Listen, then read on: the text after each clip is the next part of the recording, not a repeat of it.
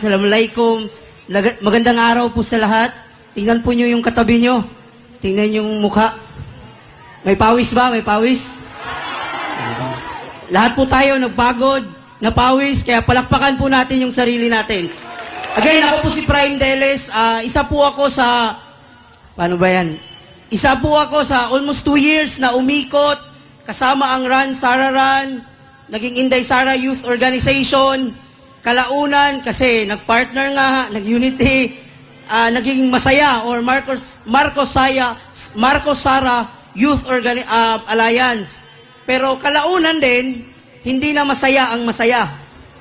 Hindi na kami masaya kasi parang hindi na pantay-pantay, hindi na balanse ang ilang mga representante namin. At may mga hindi na pareho yung oportunidad. Yung pagsabi sa akin, pag-inform na ako po yung magiging speaker sa youth sector, sinabihan ako, ano daw yung mga issues ng youth? Sabi ko, encompasses kasi. Lahat ng issue, madadamay ang youth sector o yung next generation. But nag-focus ako sa 4. Unang punto po is yung education. Yung punto po ng education na ilang taon na or ilang presidente na po, medyo kulang talaga ang pag-focus sa budget ng education, lalo na sa pag-focus ng yung pagpalabas ng genius, kumbaga, yung kagalingan ng mga kabataang Pilipino. Maraming magagaling, pero doon na po napapasa, doon po nabibigyan sa ibang lugar. Sana po ang kasalukuyang administrasyon, maging seryoso po sila, yung mga ganun ng mga aspeto. Dugtong po yan sa pagkatapos mag-graduate, employment. So, saan po papunta ang kabataan? Saan po papunta yung fresh graduates?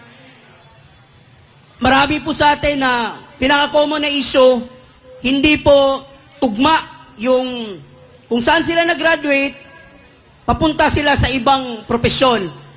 At pinakamasakit, pupunta sila sa ibang lugar, mag-a-abroad sila. Kasi nga, hindi po ganon kalakihan or hindi po tumbas sa gasto or taon na ilang taon ka nag-aaral, ilang taon ka nag-aaral, ilan ang nagastos mo sa pag-aaral mo, tas ganun lang po ang sweldo na natatanggap. Marami po kaming kakilala na pagka-graduate, nag-aaral na naman ulit sa labas kasi andun ang magandang oportunidad. Yun po yung mga hinaing ng karamihang kabataan. Pangatlong punto po, nasimulan na po ito ng Duterte administration. Sayang nga lang, hindi na pagpatuloy. Yung issue po yung issue sa drugs, yung drug on war. Though maraming mga comment, pero kung iisipin namin, para po talaga sa kapakanan ng kabataan. Imagine mo, mga kabataan or nasa layman's term, kumbaga, yung parang quote or yung statement na bawal yan, masisira ang buhay mo.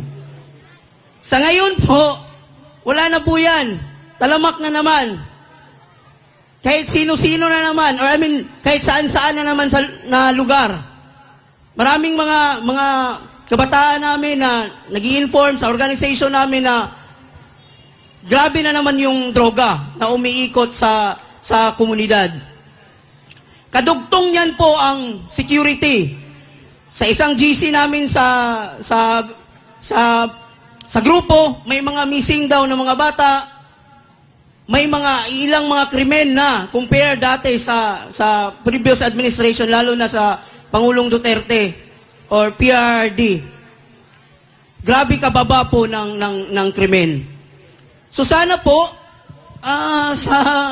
di ko lang alam po anong ginagawa po ng present administration ngayon, o para pagpatuloy po yung maraming mga nahuhuli ko, pero di natin alam. Last sa pinaka-point namin, dugtong sa peace and security, alam niyo po ba na pinag-uusapan ng kabataan ng West Philippine Sea or WPS.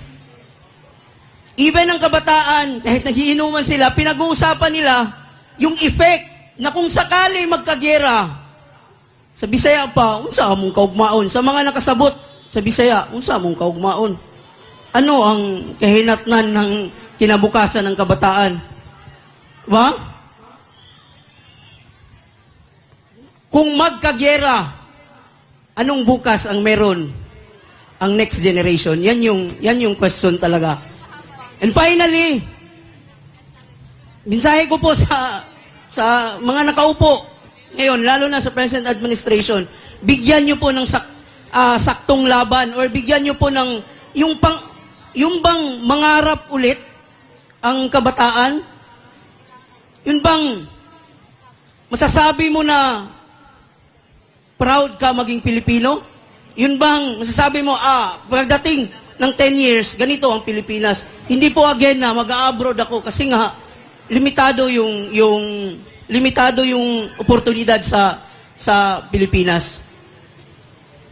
Finally po,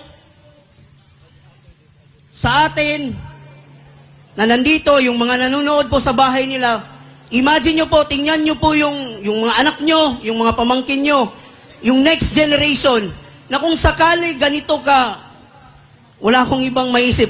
Bisaya kasi pulpul or ano ba, tapulan, ano ba yan sa Tagalog? Tamad. Sorry sa term wala akong maisip. Wala kasi Ano ba ang napatunayan ng administration ngayon? Ano bang ginawa nila? Yun man ang question dyan eh.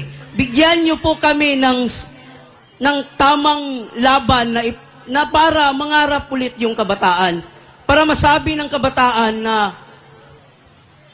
ito ang future ng Pilipinas. Again, sa atin po, tingnan natin ang mga anak, mga pamangkin natin, tanungin natin ang sarili natin kung sa kasalukuyang sitwasyon ho ba sa bilihin, mahal na bilihin, sa sitwasyon natin ngayon, kung ano ang magiging kahinatnan pagdating ng araw ng ating kabataan. Kung sakali na wala silang gawin at sana lang maging presidente na talaga si Maminday, no? Siya na lang para ilaban na talaga. Again and again po, himukin po natin yung mga kasamahan natin, lalo na yung kabataan, dahil dapat ipaglaban ng kabataan ang kanilang kinabukasan. Ipaglaban nyo po, tulungan nyo pong ipaglaban ang ating bayan at kinabukasan ng ating mga kabataan. Sukran po at mabuhay ang Pilipinas, mahalin natin ang Pilipinas. Magandang hapon po sa lahat. Maraming salamat, Prime. At yan po, napakalaking issue rin po sa ating kabataan. At alam mo ba, 56% po ang voting population natin. So, napakalakas na boses ang ating mga youth. Tama yan. Pero Okay. yung narinig natin, napapabayaan ang ating mga kabataan na minsan ay sinabi ni Jose Rizal ay ang kabataan ay ang pag-asa ng bayan. Yan po. At medyo, syempre, yung ating medyo nagiging problema ngayon, di ba? Ang problema sa droga. Yes. So, yan po ang napakalaking problema natin. Mapapakinggan po natin yan sa ating mga speakers. At marami pong nagte-text. Ang sabi po nila, kasi alas 4 pa lang, hintayin nyo kami. Kasi 5 o'clock lalabas na raw sila sa trabaho nila para